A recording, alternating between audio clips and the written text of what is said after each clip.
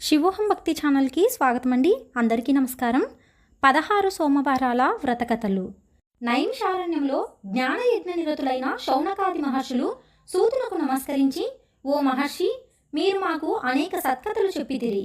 ఏ వ్రతమును ఆచరించుట వలన శీఘ్రముగా ఫలప్రాప్తి కలుగునో అటువంటి ఉత్తమోత్తమైన వ్రతము ఒకదాన్ని మాకు ఉపదేశింపుడని ప్రార్థించిరి.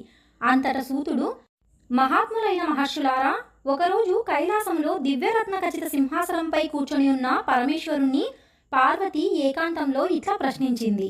స్వామి, నేను మీ వద్ద అనేక శాస్త్రములను, ఆగమ విద్యలను నేర్చుకున్నాను. సర్వకాల సర్వావస్థలలోనూ అల్ప ప్రయాసచే మహత్తరమైన ఫలమును ప్రసాదించు వ్రతమును ఒకటి నాకు ఉపదేశించుడు. అది విని మందహాసంతో సదాశివుడు, ప్రియా, నీ ప్రశ్న ఉచితముగాను లోకోపకారిగాను ఉన్నది. లోకహితము కోరిన నీకు ఒక శ్రేష్టమైన వ్రతమును చెప్పెదను అంటూ ఇలా చెప్పసాగారు. నక్షత్రములలో సూర్యుడు, గ్రహములలో చంద్రుడు, నదులన్నింటిలోనూ గంగానది, ఇంద్రియములలో మనస్సు ఏ విధముగా శ్రేష్టమైనదో వ్రతములన్నింటిలో ఈ సోమవార వ్రతము శ్రేష్టమైనది. ఈ వ్రతమును షోడశ సోమవార వ్రతం అని పేరు. దీని మహిమలను వర్ణించుట అసాధ్యము. భక్తిపూర్వకంగా దీనిని ఆచరించువారు ఏదేది కోరుకొందురో దానిని వారు శీఘ్రముగా పొందుతారు. ముత్తైదువులు అఖండ సౌభాగ్యమును పొందుతారు. రోగులకు సంపూర్ణ ఆరోగ్యం కలుగును. ఎడబాసిన భార్యాభర్తలు ఒకరినొకరు చేరుకొందురు. ఈ విధముగా ఇది పరమ మహిమాన్వితమైన వ్రతము అని చెప్పెను. అంతటా పార్వతి, స్వామి, దయచేసి ఈ వ్రతమును ఆచరించు విధానమును అనుగ్రహింపుడు అని ప్రార్థించెను. ప్రియా, ఇది భక్తిపూర్వకంగా ఆచరించవలసిన వ్రతము. ఈ వ్రతమును ఆచరించుటకు ఆషాఢ మాసపు పౌర్ణమి నుండి కార్తీక మాసపు పౌర్ణమి వరకు వచ్చు 4 నెలలు చాతుర్మాసములు ప్రాశస్తమైనవి. ఆ రోజులలో వచ్చు 16 సోమవారములలో ఈ వ్రతము శ్రేష్టమైనది. సోమవారం నాడు ఉపవాసం ఉండాలి. ప్రసాదం స్వీకరించుటలో తప్పులేదు. ప్రాతకాలంలోనే స్నానాది నిత్య కర్మలను ముగించుకొనవలేను. పుట్టమన్నుతో శివలింగము తయారు చేసుకొనవలేను.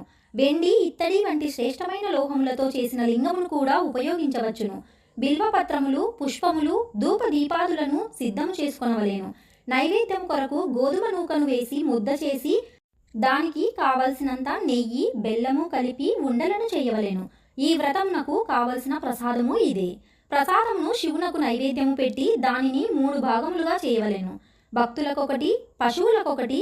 ఈ వ్రతమును ఆచరించు వారికి 3వది పంచవలెను. ఆ రోజు ఉప్పు తినరాదు. ఇదే విధముగా 16 సోమవారాలు శ్రద్ధాభక్తులతో ఆచరించవలేను. 17వ సోమవారమున ఉద్యాపన చెప్పవలేను. 16 సోమవారములందును పూజించిన మట్టి లింగములను 17వ సోమవారం నాడు జలమునందు వదిలివేయవలెను. ఆ రోజున బ్రాహ్మణులకు అన్నదానము యథాశక్తి చేయవలెను. ఈ విధముగా వ్రత విధానమును పరమేశ్వరుడు పార్వతికి ఉపదేశించెను. అది విని పార్వతి, స్వామి, ఈ వ్రత విధానము చెప్పి అనుగ్రహించితిరి. దీనిని ఎవరెవరు ఆచరించి ఎటువంటి ఫలములను పొందగలిగిరో వివరముగా తెలుపవలెను అని ప్రార్థించెను. అంతా శివుడు వ్రత పూజా ఫలములను చెప్పనారంభించెను. పార్వతి, చాలా కాలం క్రితం ఈ వ్రతమును ఆచరించుట వలన నీవే నన్ను భర్తగా పొందితివి. గిరిజా కళ్యాణ సంఘటన ఇంకనూ నాకు జ్ఞాపకము ఉన్నది. నీవు నాకు పతి కావలేను అను ఉద్దేశముతో నీవు ఘోరారణ్యంలో తీవ్రమైన తపస్సు చేసితివి. అప్పుడు దేవతలు, సప్త ఋషులు నా వద్దకు వచ్చి, ప్రభు, నిన్నే నమ్మి తపస్సు చేయుచున్న హైమావతిని అనుగ్రహించరాదా, ఆలస్యమెందులకు అని ప్రార్థించిరి. నేను బ్రహ్మచారి రూపంలో వచ్చి నిన్ను పరీక్షించి తిని నిన్ను సంబోధిస్తూ శివునకున్న అవలక్షణములన్నింటినీ వర్ణిస్తూ, శివుడు విరూపి, అపవిత్రుడు, మొరటి వ్యక్తిని, అతన్ని నీవు వేరే వారినైనను వివాహమాడరాదా అని పరిహసించి తిని. అంతట నీవు పట్టరాని కోపము వచ్చెను.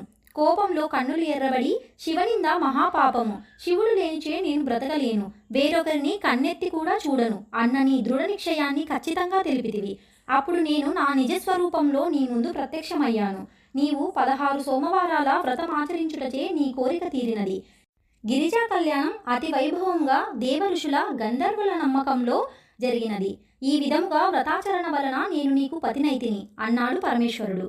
అంతట పార్వతి కూడా సంతుష్టురాలై, స్వామి, నాకును జ్ఞప్తికున్నది. అయినను ఆ వ్రత మహిమ మీ ముఖతహ్లోకానికి అందించడానికే అడిగాను. నా వలె వేరెవరు ఈ వ్రతమును ఆచరించి పుణ్యఫలమును పొందిరో చెప్పవలెనని ప్రార్థించెను. సదాశివుడు ఇతర సంఘటనలను చెప్పనారంభించెను. సీమంతిని చంద్రాంగదుల కథ. చాలా కాలం క్రితము భరతఖండంలో పుణ్యాత్ముడైన చిత్రవర్మ అనే రాజుండెను. ఆయనకు పుత్రులు అనేకులు ఉండిరి. పుత్రిక కొరకు పార్వతీ పరమేశ్వరులను ఆరాధింపగా ఆడపిల్ల జన్మించెను. సర్వగుణ సంపన్నురాలై ఆ శిశువునకు 14వ సంవత్సరమున వైధవ్యము ఖచ్చితంగా ప్రాప్తించును అని జ్యోతిష్కులు తెలిపిరి. అంతట రాజు దుఃఖింతుడయ్యెను. శోకంతో పీడింపబడుతున్న రాజునకు జ్యోతిష్కులు దీనికి పరిహారం తెలిపిరి. రాజకుమార్తె అయిన సీమంతిని పూర్ణచంద్రుని వలె పెరుగుచుండును. యుక్త వయసు వచ్చిన తరువాత ఆమెకు రాజకుమారుడైన చంద్రాంగదునకిచ్చి చిత్రవర్మ వివాహము చేసెను. ఇల్లరికము వచ్చిన అల్లునితో రాజుకు కాలం సంతోషంగా గడుపుచుండెను. ఇట్లుండగా ఒక రోజున చంద్రాంగదుడు జలక్రీడ కోరి యమునా నదికి ఎగెను.